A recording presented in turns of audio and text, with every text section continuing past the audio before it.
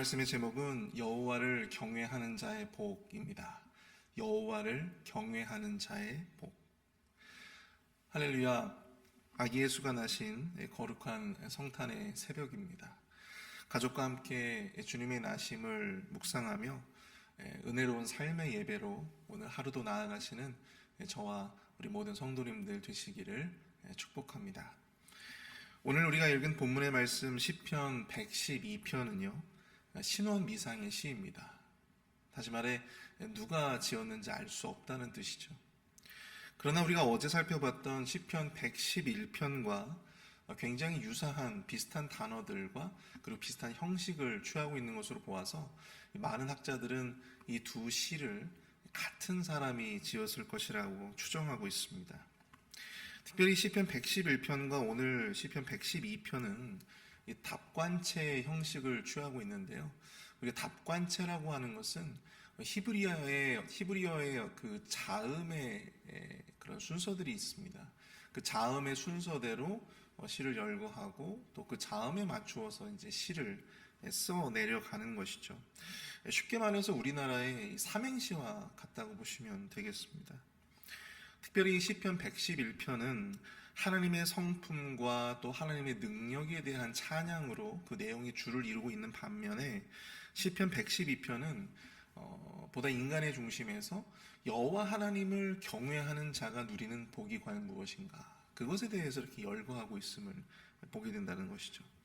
그리고 마지막 10절에서는요 악인의 소멸과 심판에 대해서 이야기하고 있는데요, 이 내용들을 쭉 보면 마치 시편 27편의 시의 내용들을 보는 것 같다라고 하는 생각들을 하게 됩니다. 특별히 오늘 이 성탄의 새벽에는 시편 112편의 말씀을 통해서 하나님을 경외하는 자가 누리는 복에 대해서 함께 살펴보고 함께 은혜를 나누어 보기를 원합니다. 하나님을 경외하는 자가 누리는 복은 과연 무엇일까요? 그 첫 번째는 여호와를 경외하는 자에게 하나님은 풍성한 삶의 복을 허락하신다라고 하는 것입니다. 여호와를 경외하는 자에게 하나님은 풍성한 삶의 복을 허락해 주십니다. 1절을 볼까요? 할렐루야, 여호와를 경외하며 그의 계명을 크게 즐거워하는 자는 복이 있도다. 아멘. 서두에서 말씀드렸던 것처럼 시편 111편과 시편 112편은 저자가 같을 것이라 그렇게 추정하는데요, 비슷한 형식, 그리고 이 두 시에서 사용되어지는 단어들, 특히 경외하다, 의, 정직한 자, 기억하다, 어떤 이런 단어들이 반복되어져서 사용되어지고 있는데요. 그래서 이 시의 어떤 유사성에 대해서 더 많이 생각을 하게 됩니다. 뿐만 아니라 그 형식이 답관체라고 하는 점, 그리고 또 내용에 있어서도 시편 111편 10절 그 마지막 절에서 이렇게 이야기합니다. 여호와를 경외함이 지혜의 근본이라 그의 계명을 지키는 자는 다 훌륭한 지각을 가진 자이니 여호와를 찬양함이 영원히 계속 되리로다. 이렇게 마무리하고 있다는 것이죠.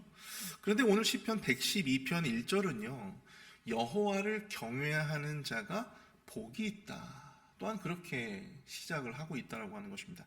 마치 111편과 112편이 서로 나뉘어진 것이 아니라 하나로 연결되는 듯한 어떤 그런 느낌을 주고 있다는 것이죠. 자, 그럼 여호와를 경외하는 것이 지혜의 근본이고 또 복의 근원이다라고 하는 것을 우리는 알겠는데, 그렇다면 여호와를 경외함이 도대체 무엇을 의미하는 것일까요? 1절에서 경외하다로 번역된 이 히브리어 야레라고 하는 단어는요 두려워하다라고 하는 의미를 담고 있습니다. 두려워하다, 여호와를 두려워하다. 그러나 이 시편 111편 10절도 그렇고 또 오늘 본문의 1절 말씀도 그렇고 경외하는 자는 다른 무엇보다도 이 하나님의 계명과 연관지어서 생각하고 있다라고 하는 것이죠. 시편 111편 10절에서는 여호와를 경외함과 그의 계명을 지키는 자가 같은 격으로 소개되고 있습니다. 또한 시편 112편 1절에서는요 그의 계명을 크게 즐거워하는 자와 이 여호와를 경외하는 자가 같은 격으로 기록이 되어져 있다는 것입니다. 우리가 이것을 전체적으로 생각을 해볼 때 여호와를 경외한다라고 하는 것은 하나님을 두려워하는 삶인데, 그것이 과연 어떻게 드러나느냐? 바로 여호와 하나님의 말씀을 즐거워하고 기뻐하고 또 그것을 지킨다, 순종한다라고 하는 것을 우리가 생각해 볼 수 있는 것이죠. 다른 무엇보다도 하나님의 말씀을 기쁨으로 순종하는 자, 그러한 사람들이 바로 여호와 하나님을 경외하는 사람이다, 그렇게 우리가 생각해 볼 수 있다라고 하는 것입니다. 자, 그러한 자들에게 하나님께서는 첫 번째로 삶의 풍성한 복들을 예언해 주셨습니다. 2절 3절 한번 볼까요? 그의 후손이 땅에서 강성하며 정직한 자들의 후손에게 복이 있으리로다. 또 부와 재물이 그의 집에 있으며 그의 공의가 영구히 서리로다. 아멘. 본문 2절과 3절에 약속된 복은요, 이 세상적인 기준에서 소위 우리가 세상적인 어떤 복이라고 불리는 것들입니다. 후손의 복, 또 부와 재물의 복. 여기서 이 부와 재물로 번역된 히브리어 혼, 그리고 오쉐르라고 하는 단어는요, 어떤 다양한 형태의 어떤 금전적인 복들을 상징하는 것입니다. 귀중품, 귀중한 옷, 가구, 이 모든 것들, 세상을 살아가며 필요한 모든 것들을 의미한다고 볼 수가 있는 것이죠. 특별히 우리 기독교의 복음, 우리가 기독교의 어떤 복음 안에서는 특별히 이 기독교에서 말하는 복을 어떻게 보면 영적으로만 우리가 생각하고 또 해석하려고 하는 그런 경향이 없지 않아 있습니다. 물론 이 하늘의 복만을 이야기한다라고 하는 것, 또 그런 경향들이 굉장히 많은 것 같아요. 물론 우리가 하늘의 복을 지향하고 또 그 복을 추구하는 것은 굉장히 바른 그리스도인의 태도라고 볼 수가 있습니다. 그러나 하나님은 오늘 말씀에서도 우리에게 말씀하고 있다시피 하나님은 분명히 세상적인 풍요와 번영의 복을 또한 우리에게 약속해주고 계시다라고 하는 사실도 우리가 잊어서는 안 된다라고 하는 사실이죠. 하나님은요, 이 배고픈 자에게는 떡과 물고기를 풍족하게 먹이셨습니다. 부와 재물 그리고 후손의 복은요, 이 세상 모든 사람들, 그들이 바라고 누리고 싶어하는 복인데 하나님을 경외하는 자들에게도 이런 복을 주시겠다라고 하는 것이죠. 단지 하늘의 복만을 이야기하고 있는 것이 아니라고 하는 것입니다. 그런데 3절 후반부에 매우 의미 있는 구절이 있어요. 무엇입니까? 그의 공의가 영구히 서리로다. 그의 공의가 영구히 서리로다. 이게 도대체 무슨 의미일까요? 근데 이 3절에서 소개하고 있는 이 그의 공의가 영구히 서리로다, 이 부분의 해석을 위해서 우리가 끝까지 한번 말씀들을 볼 필요가 있는데요. 특별히 5절과 9절에서 그 단서들을 우리가 발견해 볼 수 있다고 하는 것입니다. 5절을 볼까요? 은혜를 베풀며 꾸어주는 자는 잘 되나니 그 일을 정의로 행하리로다. 또 9절입니다. 그가 재물을 흩어 빈궁한 자들에게 주었으니 그의 의가 영구히 있고 그의 뿔이 영광 중에 들리리로다. 아멘. 여기서 그의 공의가 무엇을 의미할까요? 하나님은 왜 여호와를 경외하는 자에게 부와 재물을 약속하시며 그 이후에 그의 공의가 영구히 서 있으리로다, 이렇게 또한 말씀하시고 계셨던 것일까요? 이것을 어떻게 보고 해석하느냐? 여기서 말하고 있는 그가 여호와 하나님을 의미하는 것이냐, 아니면 여호와를 경외하는 자를 의미하는 것이냐? 이것을 어떻게 보고 해석하느냐에 따라서 물론 그 의미가 달라질 수 있습니다. 그러나 우리가 뒤에 이어지는 5절과 9절 말씀을 보시면 이 5절과 9절 말씀을 연관지어서 여기서 말하고 있는 그가 여호와를 경외하는 자로 의미하고 있음을 우리는 깨닫게 된다고 하는 것이죠. 그리고 여기서 말하고 있는 공의가 어떤 공의냐? 바로 사회적 공의, 사회적 정의를 의미한다고 하는 것입니다. 가난한 자들과 함께 이 여호와를 경외하는 자가 누렸던, 받았던 그 부와 재물들을 함께 나누는 것, 은혜를 베풀고 꾸어주는 것, 재물을 흩어 빈궁한 자들에게 주는 것, 바로 이것이 여호와를 경외하는 자가 부와 재물을 얻고 그것들을 가난한 자들과 함께 공유하는, 함께 나누고 함께 은혜를 베풀고 그것을 함께 기뻐하며 즐거이 나누는 그런 사회적인 정의를 계속해서 지속적으로 실현해 나갈 것임을 이야기하고 있다고 하는 것입니다. 사랑하는 성도 여러분, 하나님의 말씀을 기뻐하며 그 말씀을 지키며 살아가는 자들, 여호와 하나님을 경외하는 자들에게는요, 하늘의 복뿐만이 아니고 세상적 가치의 물질의 복 또한 주심을 우리가 기억해야 합니다. 또 더 나아가서 하나님을 경외하는 자에게 하나님께서 허락하셨던 이 물질과 또한 이 부요함의 풍성한 이 부요함들을 우리는 우리 주변의 약자들과 함께 그것을 함께 나누며 사회적 정의를 실현해 나아가는데 그 무와 물질들을 사용해야 한다고 하는 사실입니다. 실제로 하나님은 이스라엘 백성들에게 율법을 주시면서 이 사회적인 약자들을 위한 배려를 늘 당부하셨습니다. 우리가 성경에서 우리가 찾아볼 수 있는 이삭 줍기 같은 거, 바로 그러한 배경에서 나오는 그들만의 고유한 풍습이죠. 여호와 하나님을 경외하는 자들은 결국 하나님의 이러한 말씀을 듣고 또 스스로 지켜 하나님의 공의를 세상에 전하는 자들인 것입니다. 연말연시 또 오늘은 기쁨의 성탄절입니다. 여러분들의 성탄은 지금 어떠합니까? 오늘 우리의 성탄은 과연 주변의 약자들과 함께 나누는 성탄입니까? 그들에게 우리가 가진 물질을 함께 나누며 또 사회적인 정의와 또 하나님의 공의를 대신 전하는, 세워가는 그러한 성탄이 되고 계신가요? 주님의 성탄을 우리가 누리는 것뿐만 아니라 우리가 가진 것들로 인하여 그것을 주변과 함께 배려로서 함께 나누는 그러한 성탄이 될 수 있기를 축복합니다. 그래야 여호와 하나님을 온전히 경외하는 자들의 진정한 의미에서의 성탄이 될 수 있지 않을까 생각해 봅니다. 아무쪼록 우리의 성탄이 누림만이 있는 성탄이 아니라 배려와 나눔이 공존하는 사회적인 정의를 우리 스스로 실천해 나아갈 수 있는, 그로 말미암아 여호와 하나님의 공의를 세상 만방에 증거하고 또 세워나갈 수 있는 그러한 성탄, 그러한 믿음의 삶이 우리 모두에게 있게 되어지기를 축복합니다. 우리의 그러한 나눔과 배려를 통해 정의와 공의를 온전히 세워가시는 그런 은혜가 우리의 삶에 충만하시기를 축복합니다.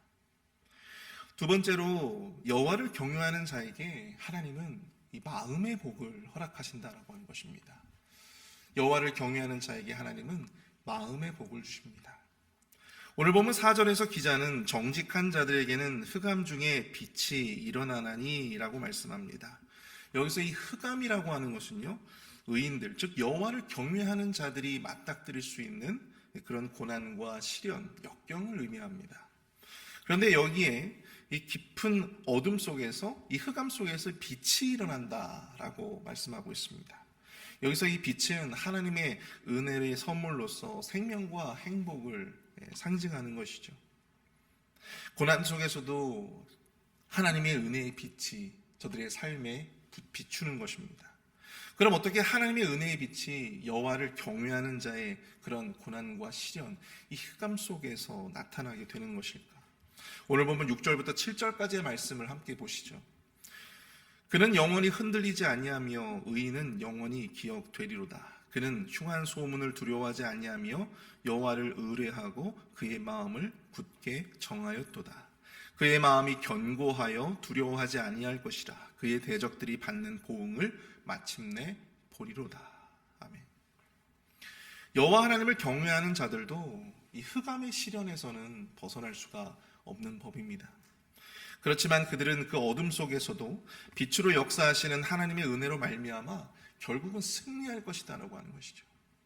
그러므로 순간의 고난 앞에 낙심하거나 또한 그 소망을 결코 포기하지 말아야 할 것입니다.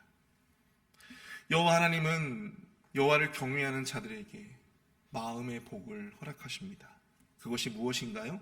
바로 흑암의 시련 속에서도 두려워하지 않고 흔들리지 않는 마음이에요. 흉한 소문에도 두려워하지 않고 변함없이 여호와의 하나님만을 의뢰하는 것. 마음을 견고히 하며 두려워하지 않고 그의 대적들의 보응을 마침내 볼 수 있는 것. 이것이 바로 여호와 하나님께서 당신을 경외하는 자들에게 주시는 마음의 복인 것입니다. 저는 아이들을 위해서 기도할 때마다 꼭 빼놓지 않고 기도하는 것이 있습니다. 아이들의 믿음의 복, 또 건강의 복을 위해서, 또 지혜의 복을 위해서 기도하지만 마지막에 항상 기도하는 것은 바로 이 마음의 복이에요. 제가 살다 보니까 정말 이 마음을 지키면서 살아가는 것이 정말로 힘들고 어렵더라고요. 어떠한 상황이 오더라도 늘 한결같은 마음으로, 굳은 마음으로, 견고한 마음으로 그렇게 믿음을 붙들고 나아갈 수 있는 것. 마음이 요동치 아니하고 좌로나 우로나 흔들리지 않고 법궤를 이 수레에 싣고 벳세메스로 우직하게 나아갔던 두 암소처럼 그렇게 온전히 자신의 길을 뚜벅뚜벅 걸어갈 수 있는 인생들이 될 수 있기를 저는 기도합니다. 아마도 저뿐만이 아니라 하나님께서도 우리에게 그러한 은혜를 또한 부어주시기를 원하시는 것일지도 모르겠습니다. 여호수아 2장에서는요, 이 라합의 이야기가 나오는데요. 여러분, 라합은 기생이었습니다. 말이 좋아서 기생이지 술과 몸을 팔았던 창녀였죠. 그러나 그는 하나님을 향한 두려움이 있었어요. 그 누구보다도 하나님을 경외했던 사람이었습니다. 11절을 보시면 여호수아서 2장 11절을 보시면 이런 말씀이 있어요. 우리가 듣자 곧 마음이 녹았고 너희로 말미암아 사람의 정신을 잃었나니 너희의 하나님 여호와는 위로는 하늘에서도 아래에서는 땅에서도 하나님이시라. 당시 여리고의 모든 이들이 하나님으로 말미암아 그들의 마음이 녹았다고 합니다. 마음이 녹았대요. 그리고 그 두려움에 정신을 잃었다고 합니다. 그러나 그 가운데서도 유일한 사람, 바로 이 기생 라합만이 그 속에서도 자신의 마음을 견고히 붙들고 자신의 살 길을 도모할 수 있었다라고 하는 것이죠. 무엇 때문입니까? 바로 여호와 하나님을 향한 경외함, 여호와 하나님을 향한 인정과 믿음이 그 안에 있었기 때문이라고 하는 것이죠. 사랑하는 성도 여러분, 여호와를 경외함으로 우리 마음에 부어주시는 단단함 그리고 견고함의 복을 받아 누리시는 저와 여러분들이 되실 수 있기를 축복합니다. 흑암의 시련 앞에서도 우리가 두려워하지 않을 수 있는 그 단단한 마음, 고난이 올 때마다 우리는 정말 하루에 수없이 그 마음이 바뀌고 우리의 생각이 바뀌잖아요. 우리가 지켜왔던 어떤 그런 믿음과 우리가 지켜왔던 그 마음을 우리가 잃어버리기가 너무나도 쉽지 않습니까? 하지만 여호와 하나님을 온전히 우리가 경외하며 하나님의 말씀만을 우리가 온전히 순종하며 나아갈 때 하나님께서는 우리에게 그 마음의 단단함을 허락해 주신다라고 하는 것입니다. 사람에 따라서 또 혹은 이 상황에 따라서 수없이 바뀌어지는 그러한 아주 실오라기 같은 그런 마음이 아니라, 한없이 가벼운 그런 마음이 아니라 정말 그 어느 때에도 우직하게 그 마음을 지킬 수 있는, 두려움 없이 그 마음을 지킬 수 있는 그 은혜를 우리의 삶 가운데 또 우리 마음 가운데 부어주시기를 원하신다라고 하는 것입니다. 오직 여호와 하나님 한 분만을 경외함으로 두려움을 모르는 마음으로 나아갈 때 흑암 속에서 빛을 비추어 주시는 여호와 하나님을, 그분이 주시는 승리를 우리는 보게 될 줄로 믿습니다. 아무쪼록 우리의 그 믿음이 여호와 하나님만을 온전히 경외하는 그 믿음으로 나아가고 또 그것을 통해서 하나님께서 우리에게 주시고자 하시는 이 놀라운 은혜의 축복들을 함께 받아 누리시는 저와 여러분들이 되실 수 있기를 간절히 기도합니다. 우리 함께 기도하시겠습니다.